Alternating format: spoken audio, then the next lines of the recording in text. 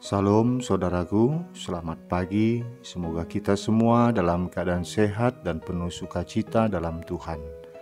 Marilah kita menggunakan waktu sejenak untuk berdoa, membaca dan merenungkan firman Tuhan sebagai sumber kekuatan, inspirasi dan motivasi bagi kita hari ini, Sabtu 31 Juli 2021. Sebelumnya marilah kita berdoa. Bapa di sorga, kami bersyukur atas hari yang indah ini. Hari yang kami yakin penuh dengan harapan. Kami akan merenungkan firman-Mu. Biarlah Roh Kudus menerangi hati dan pikiran kami, agar kami sungguh memahami firman-Mu. Dalam nama Tuhan Yesus Kristus kami berdoa. Amin.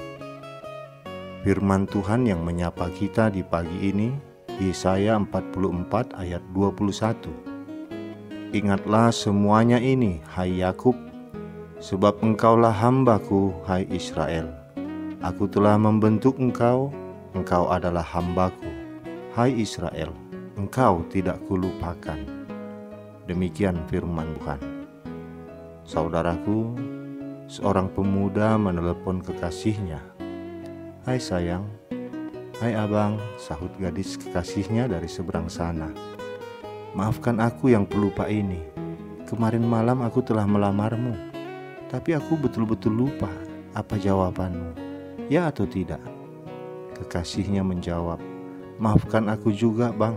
Aku memang telah menolak lamaran seseorang kemarin malam, tapi aku lupa siapa orangnya.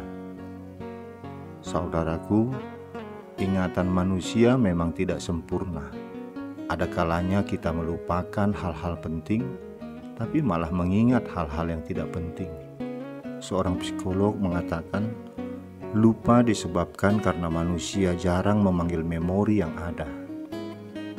Bisa juga karena ada memori lain yang lebih berkesan atau kekurangan petunjuk.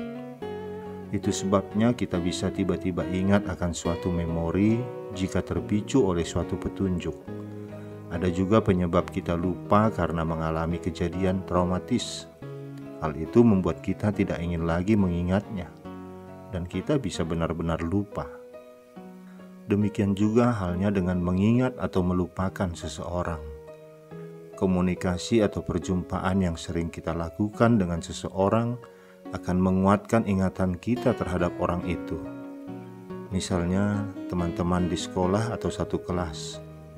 Karena setiap hari bertemu dan berkomunikasi dengan mereka, kita mampu mengingat mereka. Tetapi setelah lulus dan masing-masing bersekolah di tempat yang berbeda, satu persatu mereka mulai terlupakan. Bahkan nama-nama mereka pun kita tidak ingat lagi.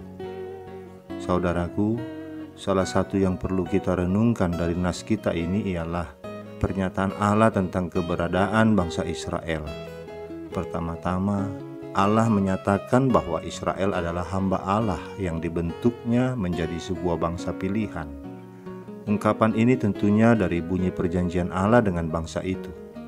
Adapun bunyi perjanjian Allah dengan bangsa itu ialah Yahwe adalah Allah bagi bangsa Israel dan Israel adalah umat bagi Yahwe.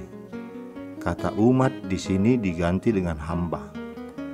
Relasi Allah dengan Israel didasarkan pada perjanjian. Jika orang lupa pada Allahnya, maka tidak ada lagi akses bagi mereka untuk berjumpa dengan Allahnya. Itulah sebabnya Allah sendiri melalui Nabi Yesaya menyerukan agar bangsa itu mengingat Allahnya, Yahwe. Hal ini dibicarakan Nabi Yesaya pada waktu ia menjelaskan keberadaan dari sebuah patung.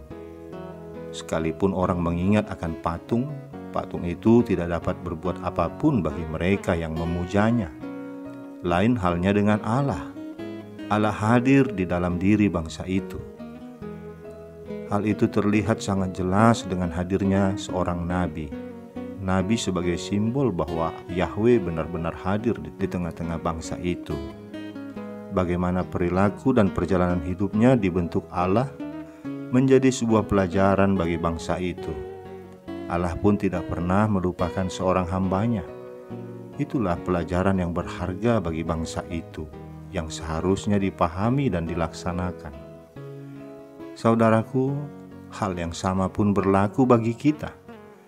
Relasi kita dengan Allah tidak lagi relasi antara tuan dan hamba, tetapi relasi kita adalah antara Bapa dan anak. Hal itu dimungkinkan oleh karya Yesus Kristus.